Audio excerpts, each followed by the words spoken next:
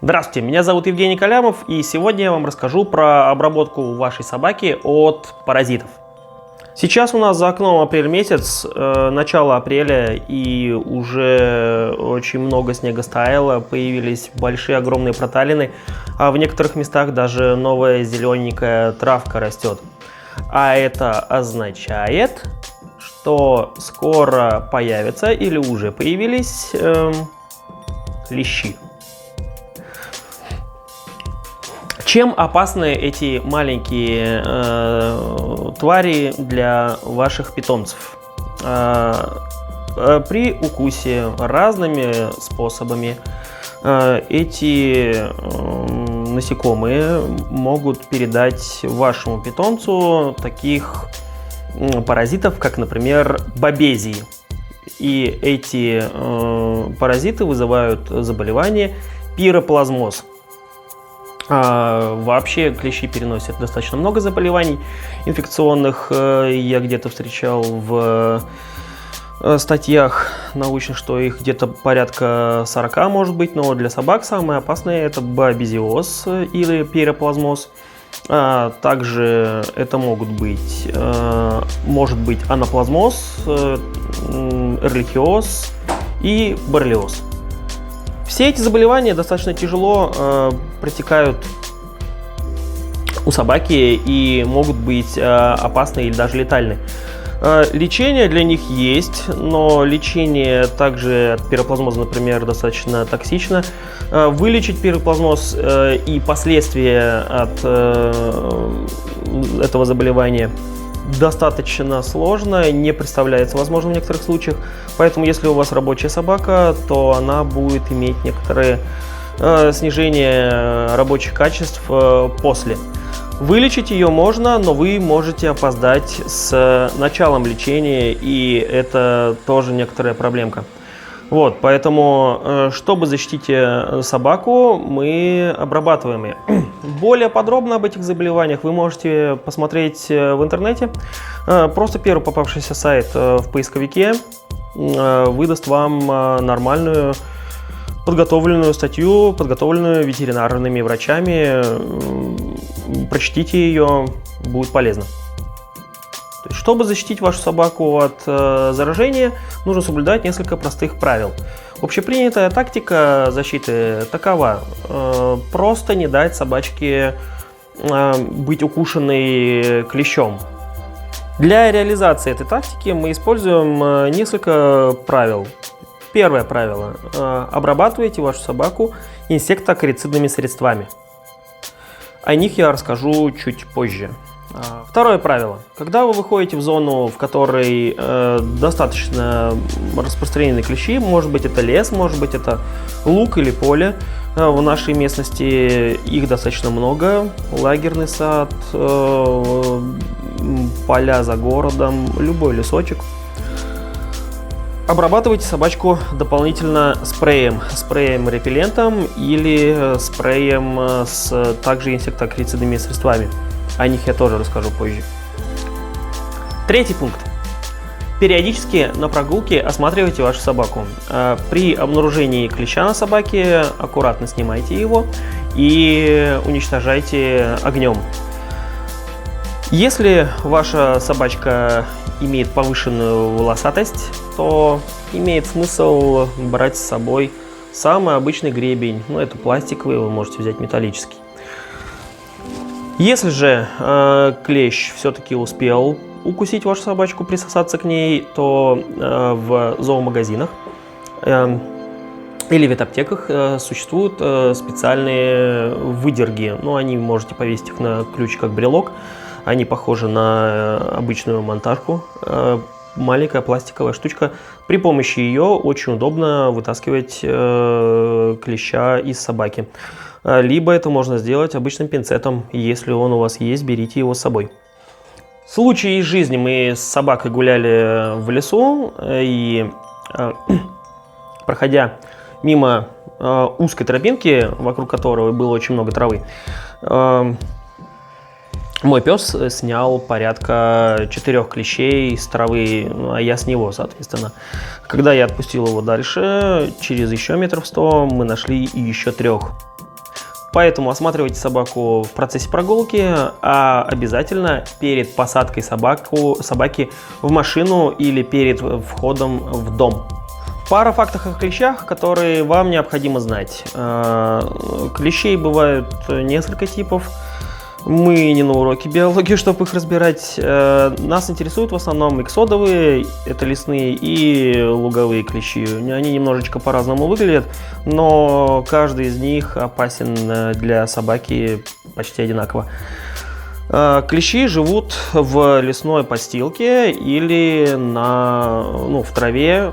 Охотятся эти голодные создания, залезая на верхушки травинок и цепляясь за свою жертву, когда та проходит мимо. То есть клещи не прыгают, они достаточно неподвижные товарищи. Все, что вам нужно сделать, это пройти мимо травинки, на которой сидит клещ. Он малозаметный, и его подцепить очень легко, а травы очень много. Итак, получилось, что наши четвероногие шерстяные друзья являются идеальными клещесборниками. Когда клещ уже зацепился за шерсть, он ползет в свое излюбленное место для питания. Это укромные места с тонкой кожей, где-то под мышками, голова, уши, в паху, они тоже встречаются. Поэтому эти места осматривайте в первую очередь. Когда клещ прицепляется, сначала он цементируется там, зарывается вглубь кожи, потом начинает высасывать кровь. И делать он это может достаточно продолжительное время, несколько часов, возможно, даже суток. После этого он отваливается и спокойненько идет себе размножаться дальше. Когда клещ только прицепляется, вероятность заражения есть, но она небольшая. Чем дольше клещ сидит на собаке, тем больше вероятность заразиться.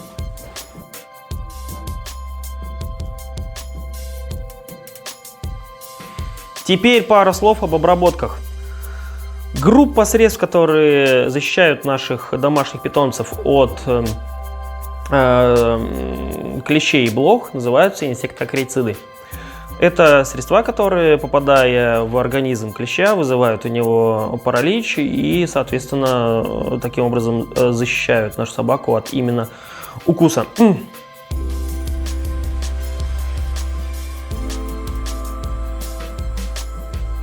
На рынке вещества представлены в нескольких видах, нескольких форматах. Самый распространенный на данный момент и, возможно, даже самый эффективный – это таблетки. Торговые названия – это Bravecto и Simparica. Там действуют разные вещества, у них разные сроки действия. Simparica, по-моему, месяц, Bravecto гарантирует до 12 недель. Когда вы скармливаете эту таблетку собаке, вещество попадает в организм собаки, распространяется равномерно по всему организму. И когда клещ кусает, он входит в контакт с этим веществом и быстренько отпадает. Такой механизм действия у этих веществ, у этих средств. Bravecto удобна и хороша тем, что, во-первых, попадая в организм, она находится в организме и не вымывается, как это происходит с другими веществами, которые наносятся на кожу собаки. Второй момент, они действуют длительное время, и все, что вам нужно, это запомнить одну дату и не переживать, что эффективность воздействия вещества снизится со временем. Просто дали таблетку сегодня, через 3 месяца дали следующую. В этом заключается их несравненное преимущество. Но есть также и минусы. Если у вашей собаки будет аллергическая реакция, или не очень хорошо собака будет переносить вещество, которое действующее в этой таблетке, она будет испытывать эту аллергическую реакцию на протяжении всех месяцев. Поэтому пробуйте, если это ваш вариант, пользуйтесь на здоровье. Средний ценник от 1500 рублей в зависимости от размера и веса вашей собаки, а также от того, где вы берете эту таблетку.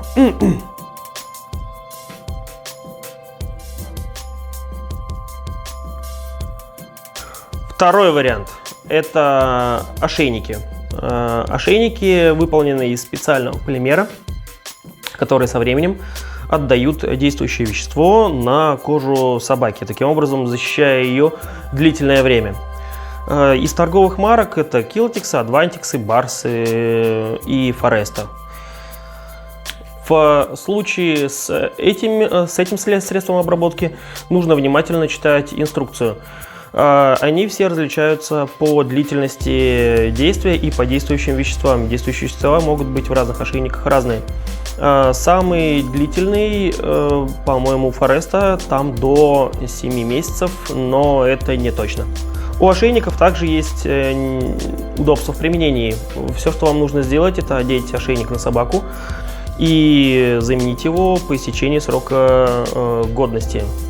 Что касается срока годности, у всех средств такого типа контактного применения есть один минус. Когда вы моете собаку или собака у вас очень часто, очень много плавает, купается, она загрязняется, и вам приходится постоянно ее мыть под душем. Действующие вещества тоже вымываются, соответственно, продолжительность действия и эффективность действия этих веществ резко снижается. Зависит здесь от того, как часто вы моете собаку. Но если ваша собака не часто моется, то вещество, которое действует на клеща, находится на поверхности, на коже, на волосяном покрове собаки. И действовать оно начнет еще до укуса, а это дополнительный плюс, вероятность заражения какими-либо заболеваниями еще сильнее снижается.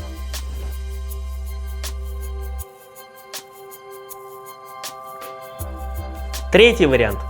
Здесь действующее вещество растворено в маслянистой жидкости и поставляется в специальных пипетках. Оно уже приготовлено, вам ничего делать не надо. Просто вскрываете пипеточку, наносите вещество капельками вдоль позвоночника, так, чтобы исключить слизывание этого вещества, дать ему хорошенько впитаться. Есть некоторые, опять же, ограничения, связанные с помывкой собаки. Они такие же примерно, как и у ошейников. Вам нельзя мыть собаку до обработки и, естественно, нельзя мыть несколько дней после обработки. Это обязательное условие для того, чтобы капли действовали. Также, если вы активно купаете собаку, моете, либо позволяете ей плавать, срок действия либо эффективность действия капель снижается. В принципе, срок действия капель ниже, чем у ошейников. Обычно они до месяца, и здесь опять же нужно читать инструкцию. В некоторых случаях это 3 недели, в некоторых случаях месяц. Из торговых марок, которые представлены на рынке, это также Killtix, Bars, Адвокат, Инспектор.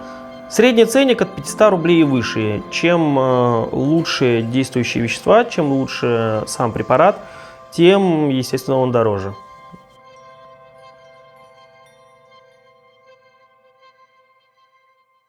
Спрей. Это спрей Bars или спрей Больфа, например, от компании Bayer. Механизм действия такой же, как и у ошейников и капель. Правда, срок действия резко снижен. Действуют они 1-2 дня максимум. При этом, если вы помоете собаку, то эффект сразу теряется. Лучше всего спрей использовать перед подходом, например, в лес или в поле. Либо для обработки подстилок или бокса, если вы перевозите собаку в машине после такой прогулки, дабы исключить повторного укуса, когда клещ, например, очухается.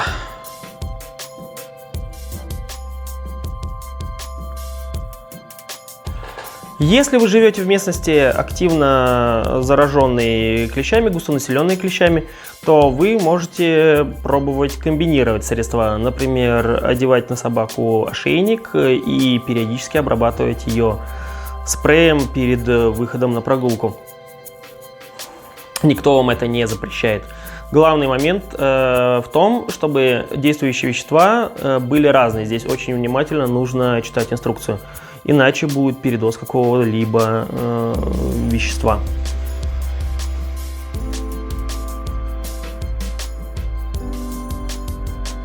Что касается щенков, для щенков тоже есть свои средства для обработок. Обычно они продаются, это те же самые средства, и они продаются с приставкой Forte. То есть есть и ошейники, есть и таблетки, есть и капельки на холочку. Щенка тоже необходимо обработать, потому как у щенка летальность от пироплазмоза, к примеру, резко отличается от взрослых собак, то есть она высока. Щенок, скорее всего, погибнет. Ну вот и все, что я хотел вам сегодня рассказать об обработке собак от клещей и блох. Пожалуйста, отнеситесь к этому достаточно ответственно, обрабатывайте вашу собаку согласно срокам, согласно инструкции, подбирайте хорошие препараты для обработки ваших собак. Инфекции, которые передаются клещами, достаточно опасные, летальность их высока. Чтобы защитить вашего питомца, нужно быть во все внимание. Ну а если у вас возникают какие-то вопросы, я вам отвечу на занятиях, либо можете связаться со мной в соцсетях, или прямо здесь на YouTube написать какой-то комментарий, задать там вопрос, если вы не являетесь моим клиентом. С вами был Евгений Калямов. Всем пока!